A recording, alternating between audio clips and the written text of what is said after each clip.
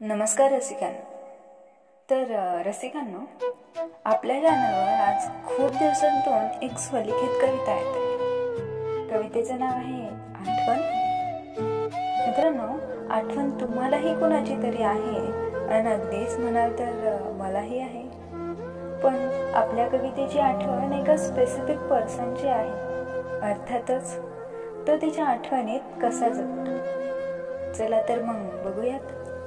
मित्रांनो, आठवण हा शब्द फार लहान आहे ना, पण त्याचा भार फार मोठा आहे. अर्थातच आपल्याला एकटेपणाची जाणीव म्हणजे आठवण. आठवण तुझी मला सतत सातावते. आठवण तुझी मला सतत सातावते. का ग सखी, मला तुझी आठवण एवढी छळते. सोबत राहायची आपण वचन घेतलं, सोबत राहायचं आपण वचन घेतलं, पण का ग सखी तू ते अर्ध्यातच मोडलं.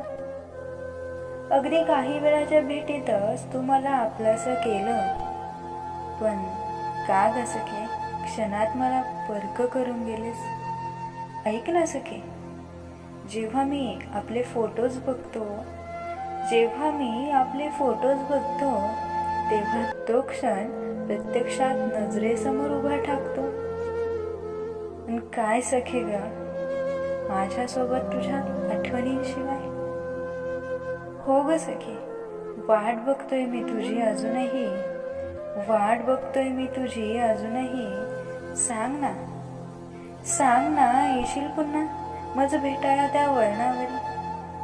तर रसिक मित्रांनो, तुम्हाला आपली कविता आवडली असेल तर व्हिडिओला लाईक करा, शेअर करा आणि अशाच आणखी नवनवीन कवितांसाठी आपल्या चॅनलला सबस्क्राईब करायला विसरू नका.